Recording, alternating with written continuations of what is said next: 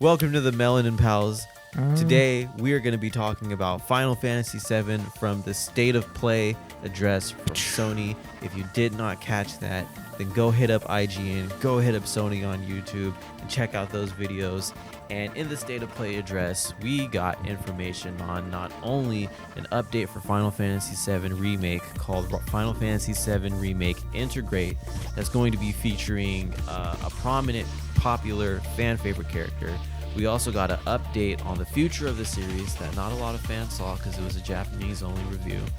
And we also got an update on two mobile games, First Soldier and Ever Crisis. Is Yuffie a fan favorite? Because I've heard people hate Yuffie. People used to hate Yuffie, and then over a period of time, as certain avenues of the internet got more developed, Fair point. then everybody started to love her for sure. What I have written down isn't about that. It's more about the specs, which you can... No, wait. I'm bugging. I'm tripping. Cool. Sony's State of Play ended with a reveal of Final Fantasy VII Remake getting 60 frames in an HD update to the PS5, alongside a chapter dedicated to Yuffie and her partner, Sonon.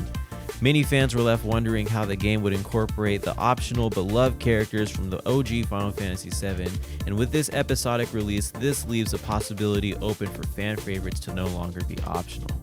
And not only that, but it seems like they're going to be dealing with Weiss from the Underground, which if you have not played Dirge of Cerberus, nobody's going to blame you. It also seems to be some inner turmoil going on with them as well. And as a lot of people put it well on Twitter, he looks like a character who's just made to die. You're going to need a reason to explain why Yuffie can be encountered like randomly in the wild by herself. So it might be that, yeah, he dies and then like she doesn't know where to go, and then by off chance she encounters Cloud or whatever. A breakdown of the trailer shows that Yuffie and Sonon infiltrating Shinra in an attempt to steal a powerful materia and show the world that Wu-tang... Why'd I put that? I'm so fucking weak. That Wu-tang ain't nothing to fuck with. Nice. Outside of battle, you'll control the Wu-tang clan. That's what... I'm surprised they haven't made that joke themselves. They should. Outside of battle, you'll control a free-spirited, bubbly stereotype who wears cute costumes and can run on walls, do flips, throw shuriken, and if that's not enough to solidify your $80 to $600 purchase, in combat you'll find Yuffie, an incredible agile character with a few different roles that she can play. Yuffie's combat switches between maneuvering through the air, fighting winged opponents, high-impact team-based synergy to close the distance and create a wide and powerful AoE attack, and utilizing her materia to create elemental-based attacks in order to adapt to the enemies at hand. Yuffie is able to use her abilities to create attacks with secondary effects, although those are largely unknown at the moment. There are symbols on the top left corner of both characters' health bars, but so far we are only able to see that those markers indicate whether or not characters are able to initiate tag team combos, with those combos seemingly having secondary effects as well. A closer look at gameplay shows not only can Yuffie double as a ranged DPS and up close, but her multi-hit attacks have a high critical chance of inflicting critical hits, but also she's a glass cannon who will want to do her damage and immediately fuck off. The trailer did not show gameplay for controlling Sonon, although I'm sure he'll be playable, but you aren't paying that much to not play Yuffie the entire time. Yeah. With all the combat that we've seen of Yuffie, how do you feel like she's going to play?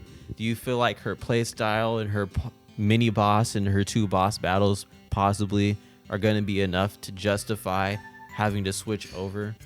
When you were saying that, like, her ranged, remind me that, like, certain parts of 7, and, like, gameplay-wise, this would be, like, some of my complaints of 7 is when you ran into a lot of the winged enemies, you couldn't play Cloud, couldn't play Tifa.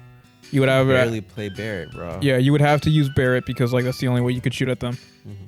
So, like, there was no real way to engage aerial enemies in 7. Mm-hmm. Like, maybe use materia. So, yeah, to have a character that can actually, like I feel like it will give, I don't want to say a more Kingdom Hearts vibe, but it would definitely feel more faster paced. I appreciate how Square Enix was able to take everything they learned from Final Fantasy 15 and repackage it into 7 Remake.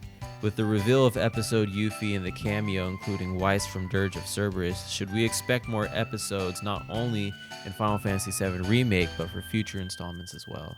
Future installments of Final Fantasy? Mm-hmm. Yeah. I would say yeah. I I think the reaction to episodes for 15 were mixed, but episode Arden was good. I think that was probably like my favorite one that I played. I was like, wow, every episode should have been like this, because you actually got to like walk around Somnus and that was pretty cool. And you learned more about Arden. But I think with the ensemble cast that 7 has, it'd be kind of dumb not to. Like Red 13 could have, there could be a Red 13 episode like exploring his backstory. Because there's a lot there. I think it'd be fair to say that we could see a lot more episodes. The closest thing to episodes we had before this was like Dirge of Cerberus. I think it would be really cool if they were able to implement adding Genesis as an episode. That's also a fan favorite that people want to see back. They want to see him have one last fight with Sephiroth. So we were able to get that in some episode, Zach. That's what everybody thought was going to happen. Core? That's what Crisis Core. Everybody thought without that gameplay. Are we gonna get Crisis Core without Crisis Core gameplay? Everybody was like, "Oh, they're gonna release a DLC and it's gonna be episode Zack." So we shouldn't be looking at the appearance of Zack at the end of the game as this is what's gonna happen in the sequel. But more so is like, this is kind of like a pump fake, but it's like, you're gonna get an episode about this later. So I think that'd be fucking interesting. That'd be a great way for them to integrate characters that we won't be able to get to play in the main game. We could get a chance to play as Reno. Let's talk about this. 60 frames, graphic update including more texture, color, lighting, shading, and improved graphics, capable of being ran by the technological revolution that is the PS5. Photo mode that is immediately accessible, offering a more point-and-shoot photography style compared to Kingdom Hearts 3. Improved gameplay for the motorbike, which... The motorbike? You think this is worth $70? Wait. I mean, I get episode Yuffie and how important that is, that carrying the hype, but with everything else, with all the other additives, do you feel like this is worth 70? Or do you feel like we should stop expecting games to be 60? And because of the PlayStation 5. Oh, that's right. They are 70 now. Yeah, I play on PC, so I don't know how you... I forgot about the peasant problems. Is it worth 70? Well, first off, whether or not any game is worth 70 is debatable. I think for people who've played the original, like, you're going to get upgraded regardless if you... Let's be real. Is it worth 500? Is the question. Which I would say no, but is it worth 70 if you've never played it before? Depending on how much you like RPGs, and depending, like, you kind of have to look at it as a consumer too, where it's like, is this something I'm going to enjoy? I 100% 7. That's fair. I play the fuck out of it. I even did the goddamn Bahamut thing.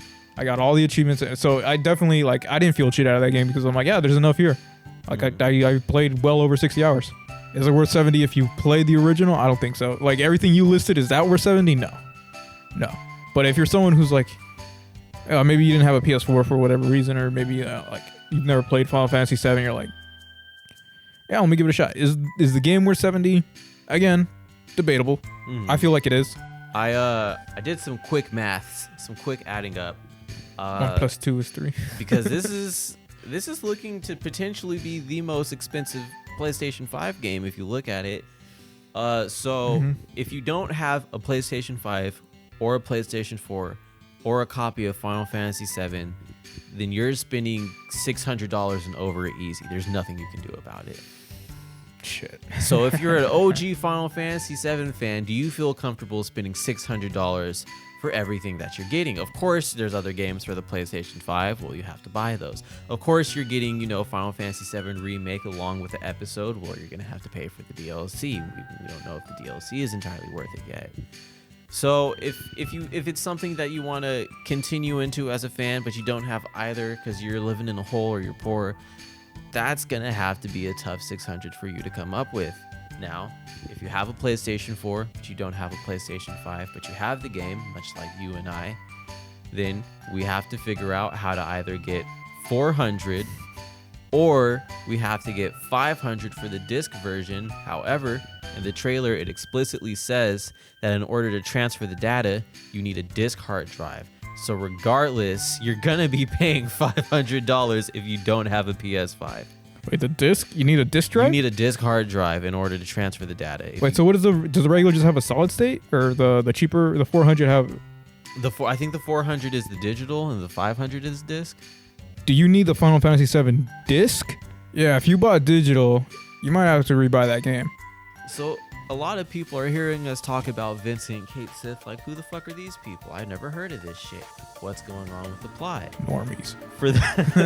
For those new fans who want to experience the full story of Final Fantasy VII without having to go back to old consoles or find emulators in order to play these games, this is the game you want to familiarize yourself with. Ever Crisis is an episodic mobile game that will cover every game in the Final Fantasy VII franchise, from the game that started it all to Crisis Core, the 2 games that barely anyone played, Dirge of Cerberus and Before Crisis, and even telling the story of the hit summer blockbuster Advent Children. Which one? Reading wikis will only get you so far, so do yourselves a favor and download BlueStacks or get ready to stare at your phone for a few hours on end and experience the full length of the Final Fantasy VII universe. I personally never touched Before Crisis, so to me this is exciting. The possibility of all of these games being playable is huge in a way that new fans literally cannot fathom. I'm throwing my fucking phone because we're getting a playable Advent Children. And that is fucking nuts by itself. Yeah, I can't wait. That is going to be insane that they even thought about wanting to do that. I'm more hyped for Before Crisis because it's going to be actually playable. Yeah, because I mean, like Japan is the only one that had it for like mobile games. And so kind of that game was. Yeah, so it makes sense that it's a mobile game for people who are like kind of flipping their shit about it. Mm-hmm. Like Final Fantasy does have some roots in mobile games. Yeah, no, to the chance to see Yuffie and maybe play as her or maybe play as that scenario would be cool because that kind of gives a lot more to Sephiroth too. Because Sephiroth, people think that he's kind of like just her, I'm evil, herpa-derp. But there's more to him than that. Like at one point he embraced his title as hero, and he was kind of like Captain America almost. He understood his role as like the center, like heroic figure of Midgard, and he knew like what came with that, which is why when he discovers what he really is, it explains why he like descends into madness. Mm-hmm. So it's like all this time, he finds out that his entire reality has been like manufactured, like even his memories. Yeah, so yeah, when you play as like the Turks and like there's scenes where like you're about to get like ambushed and killed by Avalanche, and then here comes Sephiroth and saves your ass. It's like, there's more to his character than just, hey, Cloud. How do we introduce this game, dude? Do you ever play Final Fantasy and Fortnite? You're like, man. I was verbatim gonna say the same thing. And you're like, man, you know what Fortnite needs? More Final Fantasy VII. We got good news for you. Final Fantasy VII First Soldier is a battle royale game that is based off of you controlling a character, climbing the ranks in order to be the first soldier. Wasn't Sephiroth the first? I don't know what the fuck they're doing. I really don't. Or like the first, spoilers, the first non-god engineered soldier, like Zack. Which again, Zack would have been the first soldier. Well, people are speculating that this could be. Look it out like Kingdom Hearts Union Cross, so where it's like you're playing a character, everybody's playing the same character, but as far as the story goes, it could be Sephiroth. Well, when it says first soldier, which class are they talking about? Oh shit! Wouldn't that be a bitch if they had you go through this entire game just for at the end you like fight Sephiroth and lose, and you never become the first soldier? And it's like, bam, first soldier. That'd be pretty cool. Like the final boss is Sephiroth. You just get your shit right. The game is coming out in 2020, and thank God, because I'd love to see a more polished game. At first, I watched this trailer and I hated it, but then I rewatched it 4 times and I saw some spicy team-based combat. I don't play battle royale games because I'm an adult with integrity, so I can't rightfully speak on this game. Warzone's pretty fun. From my personal uninformed viewpoint, I believe this game would be great on consoles where the graphics are allowed to thrive a bit more and character models could be more diverse from an aesthetic standpoint and can interact more in terms with models showing flinching damage in combat. I told myself I'd try the game though in hopes some sort of newly revealed lore including what it takes to be a soldier, great soldiers throughout time, lore about Sephiroth before he became the greatest soldier, how it was founded, and etc. How do you guys feel about I don't know, it's a battle royale game, no shit, but it's like they utilize the Final Fantasy elements well, and when it comes to team-based combat in Square Enix, I definitely think they're slept on. I think Dissidia, the one for the consoles in the arcade, I think that was a great game.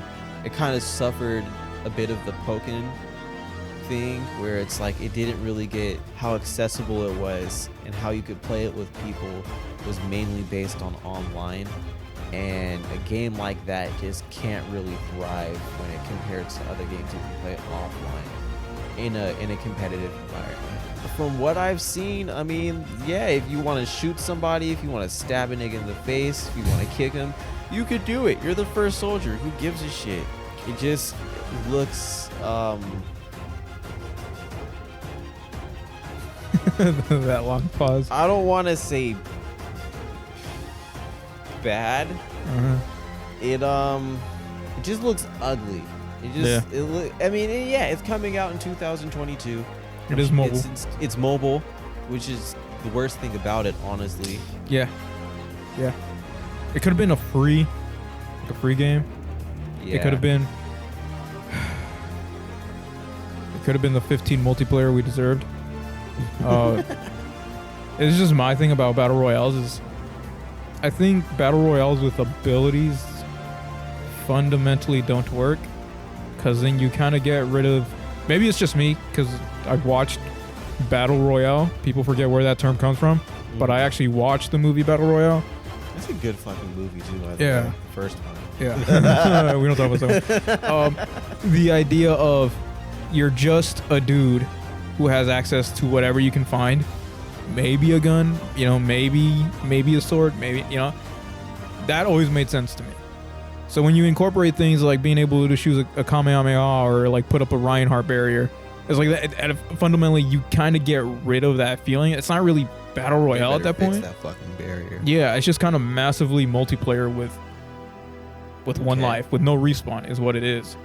And like it's just like giant multi. And then when you incorporate teams too, it's like multi-team.